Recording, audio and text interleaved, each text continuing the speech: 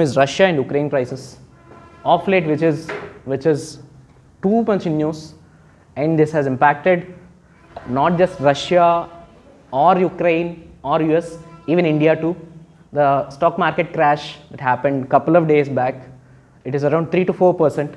So let us see the relevance to India and the history of Ukraine crisis, why it happened, how it happened, who are the different actors involved around it, and how can the questions can be arised out of it in prelims. The first is why in news.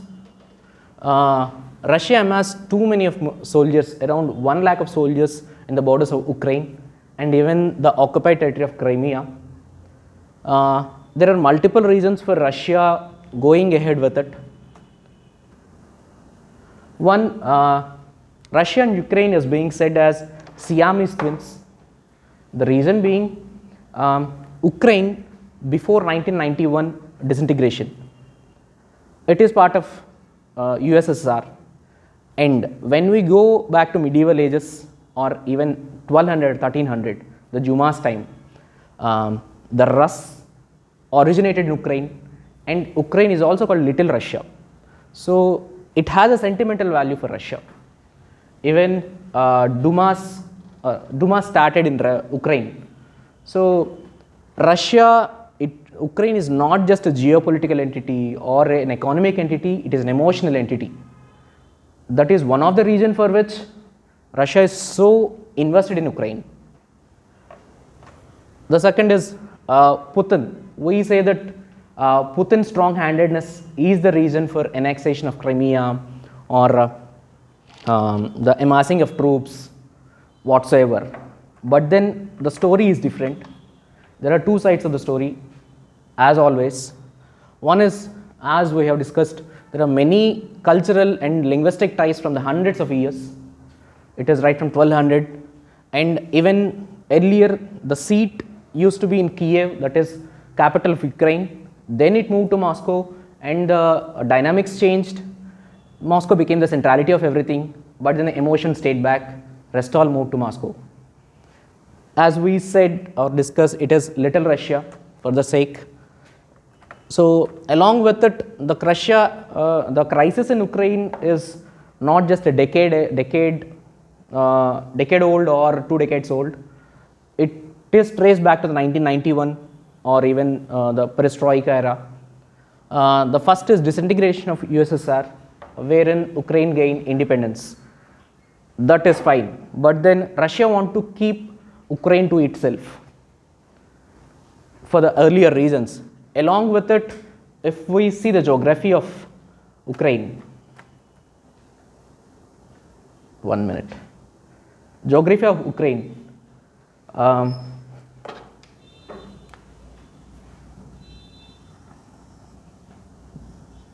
This Crimea is also part of Ukraine. This is a choke point wherein Black Sea provides the warm waters for Russia, and there are many economic resources, be it gas or be it petroleum reserves, that exist in Black Sea. And this is Kerch Strait, through which movement of goods happen to this Black Sea. From Black Sea here connects Turkey and all. So the access to the Middle East is very much easier for Russia through this choke point.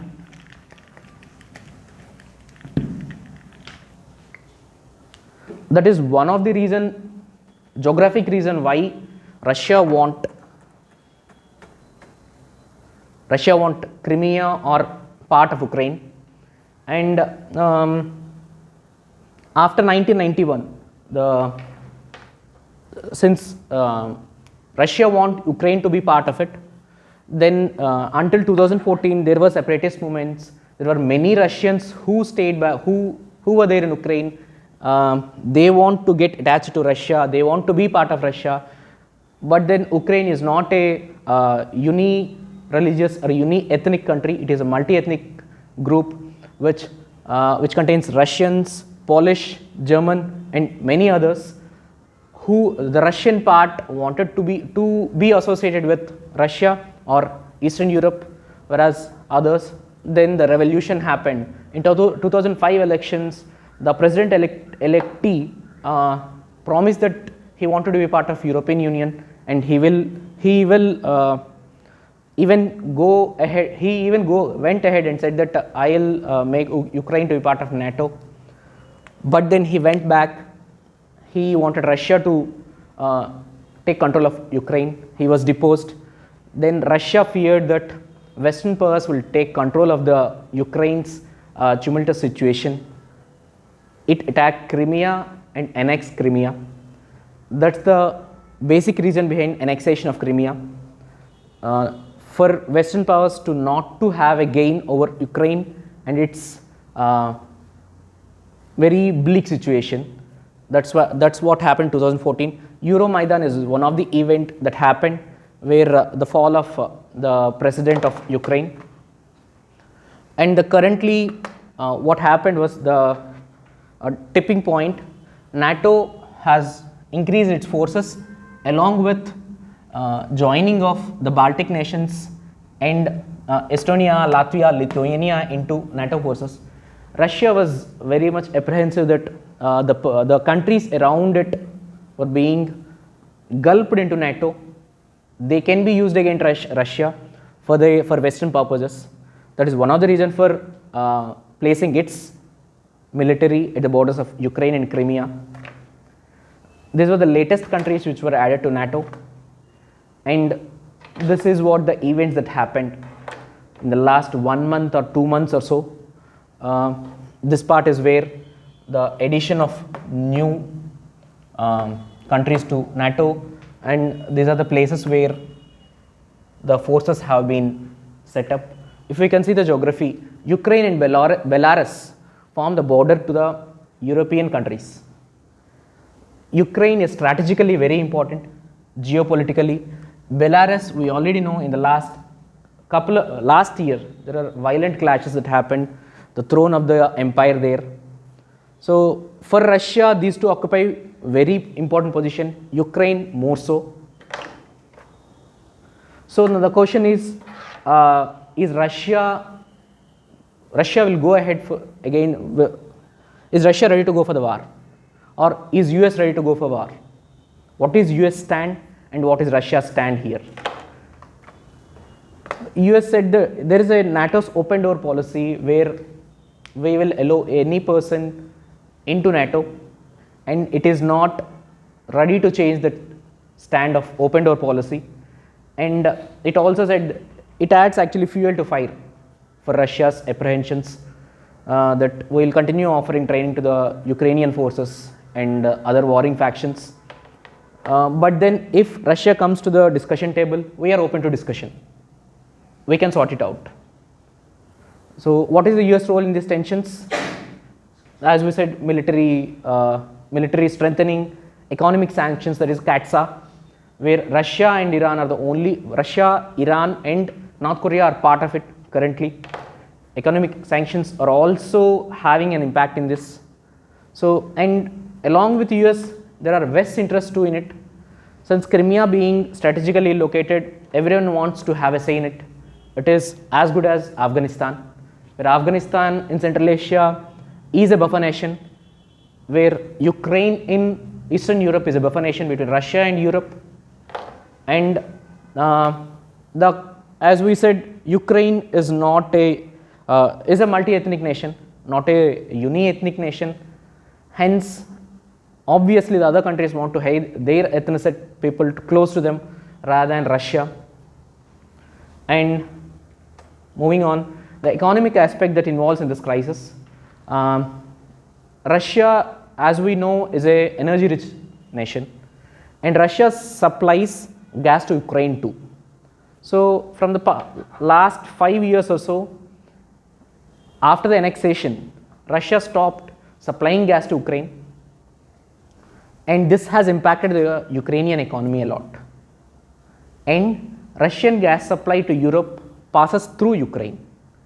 They receive transportation charges, and it forms one of the most crucial receipts for Ukraine. This was impacted. Along with it, Russia and European nation have a gas pipeline It was already there, Nord Stream, and currently it is being built. This is Nord Stream 2, through which there is no involvement of Ukraine or any other nations in between. The gas will directly come from Russia to Germany. It is one more equation that is playing the current politics, where if you see Germany is not aggressive or ready to take action against Russia because the gas reserves of Russia is too crucial for its economy, because no country is fully non-fossil fuel dependent. It is dependent on Russian gas, and if Russian gas stops, it not only impacts Germany, in a way it impacts India or Asian countries too. The reason being, once Russian gas stops to Germany, Germany has to import gas from either US or from Middle East. From US, it is a long distance, the prices will increase. From Middle East, it is a bit lesser. If the reserves divert, the impact will be on the Asian economies or developing economies. The prices will rise. These are chain of events where one will turn into another. So what are the implications on India? So the implications here is foremost, and the time tested one, what is our stand towards Russia? Whether we will support if Russia goes for annexation or not, or whether we will support US. Because US has been from the past couple of decades is a close friend. So does Russia. Whenever there are testing times, Russia came for our help, came for our side. But then we are fearful about US. It might impose same CATSA sanctions because we are already importing S-400 Triumph. There were talks that they might be imposed on India and all. And the second one being, almost 60% of the current military forces rely on Russian spares, Russian armory or Russian inventory. So the question is, can we go back to another country, or can we afford to go back to another country? And the other one is the connectivity project. We have INSTC project, which connects from Mumbai to St. Petersburg in Russia through Central Asia. This might be hampered if there are US sanctions on us.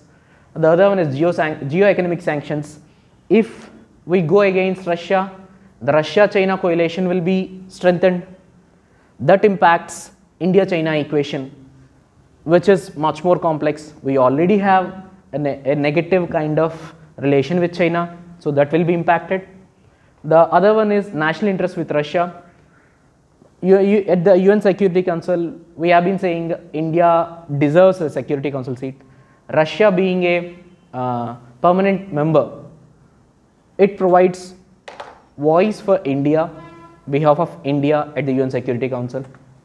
So coming to geography of Ukraine, Russia and its relevance to prelims, if you can see Crimea, it is in Black Sea.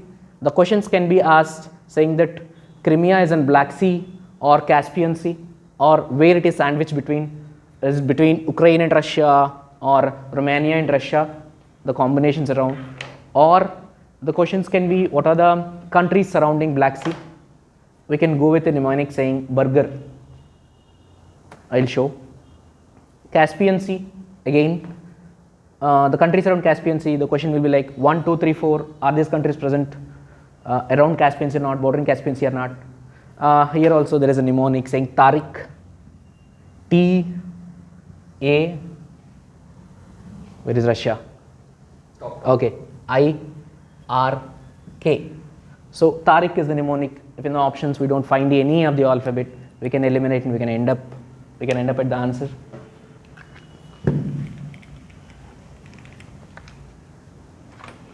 The next is Black Sea. I said burger. B-U-R, Georgia, Ukraine, R, Turkey is an anomaly. Remember T. Burger with a T. It will come out as Black Sea.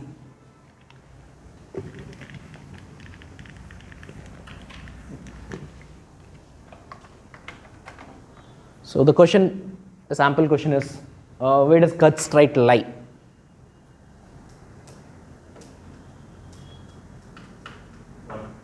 right? It is one, that is between Sea of Azov and Black Sea. So coming to the next